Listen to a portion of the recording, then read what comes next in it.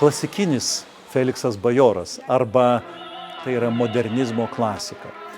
Nes lyg tai ir moderni kalba, tačiau operinė dramaturgija visiškai tokia panaši į Vagnerio arba Pučinį, nes yra leitmotyvai, yra tikrai tie orkestriniai intarpai, kuriuos kai kada užpildo baletas, o kai kada tiesiog tai yra kaip simfoniniai kažkokie tai intermezzo. Ir kartu yra dodekafonija, kartu yra ta kalba, kurią kalba Feliksas Bajoras. Tai yra pokario atmosfera, kur nežinai, kada tu būsi nužudytas.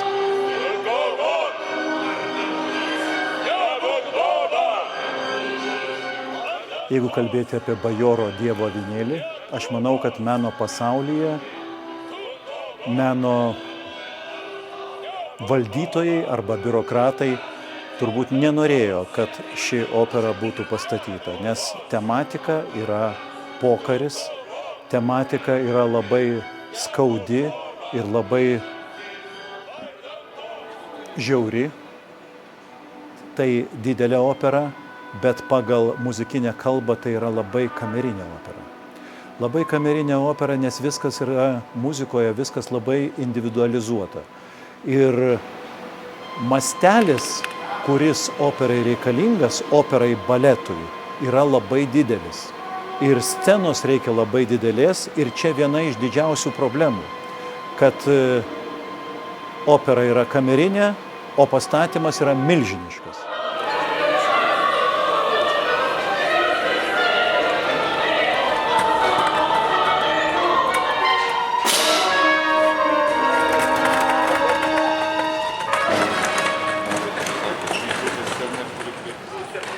Kaip ir su kompozitoriu šnekėjom, kad visos tos aplinkybės ir veiksmas yra tik tai priemonė pakalbėti apie platesnius dalykus, apie sąveiką pasaulio, kurio mes nematom, negirdim, nors kuris, kaip pats autorius sakė, neretai siunčia mums ženklus, ir to materialaus pasaulio. Tai aš manau, kad vis dėlto man pagrindinis tikslas buvo pakalbėti apie dvasinį ir materialų pasaulį.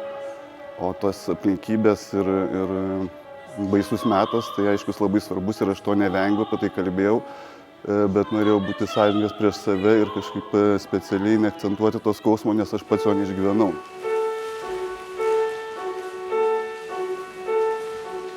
Šokio stilistikos specialiai nebandžiau atrasti pritaikytos konkrečiam kūriniui. Galbūt to ir nereikėjo, nes vis dėlto baletas atliepė tą dvasinį pasaulį, kuris neturi nei laiko, nei vietos. Tai aš manau, čia buvo tokia ir didesnė laisvė ir ta leksika vis tiek buvo mano kažkokia tai vidinė, kaip aš tiesiog jaučiu judesį ir apie ką aš noriu kalbėti. Tai labiau svarbu man buvo turbūt kokią informaciją neša tas judesys, negu kaip atrodo. Nes tai, kas vyksta pasaulyje šiuo metu, man atrodo, yra labai arti to, apie ką mes kalbame. Ir aš šneku ne patį veiksmą karą, o šneku apie žmogaus dvasią ir kurioje vietoje yra jinai dabar mūsų gyvenimuose, mūsų visuomenėje, mūsų valstybėje. Tai man atrodo, tai yra labai svarbu ir tai turbūt bus toksai priminimas.